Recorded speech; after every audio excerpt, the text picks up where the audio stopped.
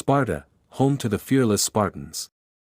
Ancient Sparta was the home of the Spartan warriors, famed for their fearless spirit and resolute self-discipline. Spartan society was unique in ancient Greece. It was isolated and inspired by war and represented a paradox of equality and enslavement. Nestled at the foot of the Taygetus mountain range in the southern Peloponnesian region of Greece, known as Laconia, is the town of Sparta. This town, now a concrete jungle of 1960s apartment and office blocks, hides an illustrious past. Over 2,500 years ago, Sparta was home to the fearless Spartan warriors who for a time represented the most powerful people in ancient Greece. However, this dominant ancient town grew from humble origins. It developed gradually from a small settlement consisting of just 5 villages situated along the banks of the River Eurotas. In keeping with its cultural values, the town remained small and unimposing throughout the classical period, favoring simple wooden structures over the sophisticated marble architecture of Athens. Spartan artifacts dating to the 7th century BC and earlier show great skill and creativity, particularly in examples of bronze work. However, from the late 7th century Spartan society underwent dramatic changes.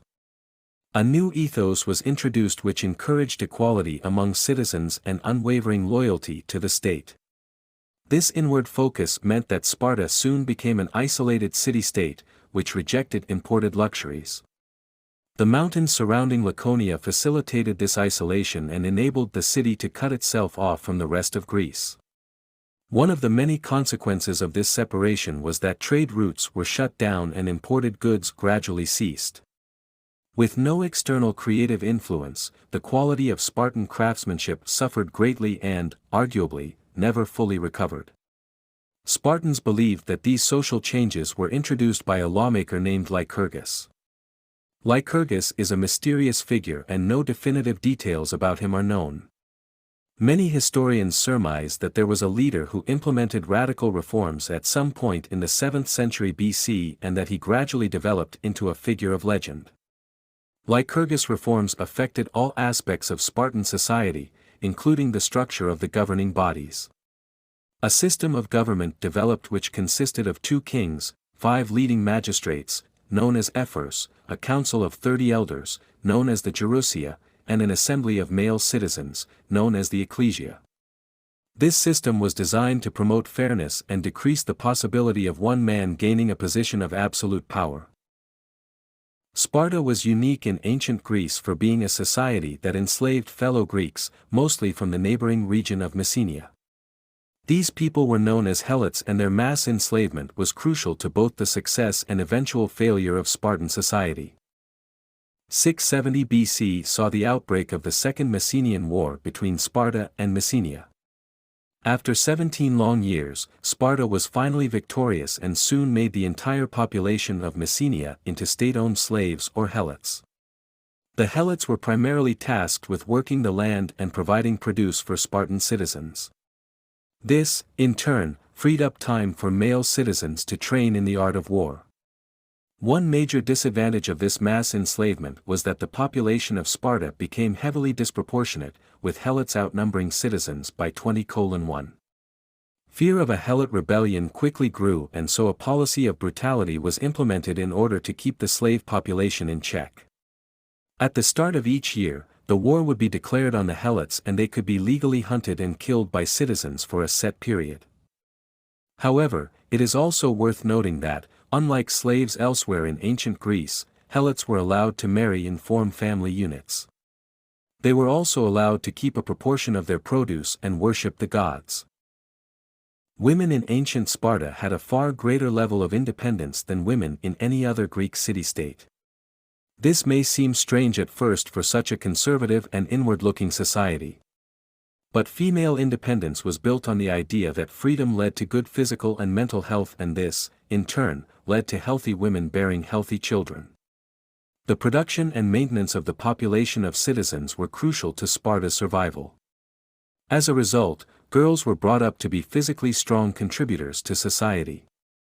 Plutarch tells us that girls were taught to run, wrestle, and throw the javelin as well as to dance and play music. Apparently, women even exercised naked, like men. Girls were also taught basic literacy and numeracy skills in order to manage their households efficiently while the men were away at war. Spartan women married later in life than other Greek women because they were allowed to wait until they were physically and emotionally ready. Once married, their main purpose in life was to produce children. Adultery was also encouraged as a way of increasing the citizen population. Women in Sparta were raised to have confidence and use their voices. They were encouraged to taunt men from a young age and challenge their virility. This was believed to have the effect of increasing ambition and mental strength in men. Other Greeks were very critical of Spartan women and believed them to be promiscuous and dangerous. The Athenians are said to have given them the nickname of thigh flashers. A large number of helot slaves in Sparta greatly increased the anxious need for military strength within the state. One of Lycurgus' most important reforms was to reconfigure how the army was structured and trained. As a result, Sparta developed into a society that revolved almost entirely around war. The education system in Sparta, known as the 꽱ᴜᴜ, prepared boys for war from a young age. At the age of 7, boys left home and went to live in army barracks under the supervision of ⴑ young Spartan men who had previously excelled at the 꽱ᴜᴜ. The boys spent their time building their physical and mental strength through a series of dangerous training exercises. Only basic reading and writing were taught since it was believed that all other subjects would distract the boys from their obedience to the state. The final stage of education was reserved for the very best young fighters who entered into the mysterious ⴑ We know little about the details of daily life in the ⴑ but it can be best described as a type of secret task force whose aim was to hunt down and kill particularly strong and able helots. Once fully trained, these young men became the elite force within an army that remained undefeated for centuries. One of the main reasons for Sparta's military success was its organization and tactical awareness in battle. This can be seen most clearly in their battle formation, the phalanx.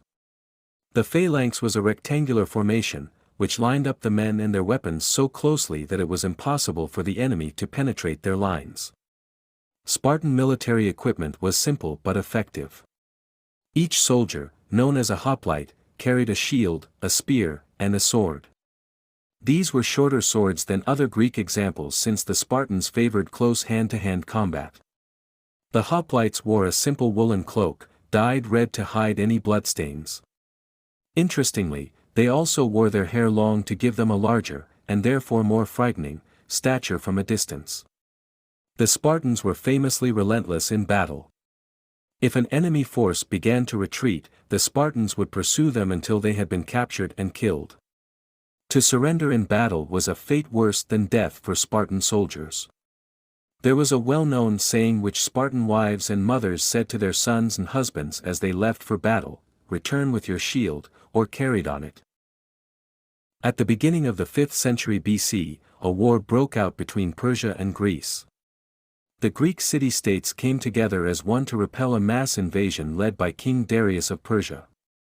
However, isolationist Sparta was initially reluctant to play a part in the hostilities and was conspicuously absent from the Battle of Marathon in 490 BC, which saw the Greeks notably defeat the more numerous Persians.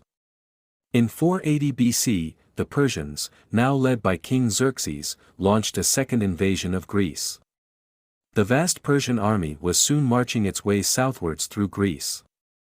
But along the way, the Persians came to the remote and narrow mountain pass at Thermopylae. It was here that the Spartans, led by King Leonidas, played arguably their most famous role. The Greek allies, now joined by Sparta, prepared a well-timed attack and killed many thousands of Persians in the first 2 days of the battle. However, disaster struck when the Greeks were betrayed by a local who showed the Persians another route through the pass. Once the Greeks discovered the betrayal, Leonidas dismissed the majority of the Greek troops and retained only his elite force of 300 Spartan hoplites. Amazingly, these 300 men managed to keep the Persian force at bay for 2 whole days, before succumbing to their fate. Even though the battle ended in defeat for the Greeks, the incredible bravery shown by the Spartans provided a huge boost in morale for the Greek allies. Less than a month later the Persians were defeated at the Battle of Salamis and Xerxes retreated to his palace at Persepolis. Less than 50 years after this historic victory, relations had soured between the former allies, Sparta and Athens. Sparta, xenophobic at the best of times, feared the growing Athenian empire, while Athens grew increasingly suspicious of Spartan military power.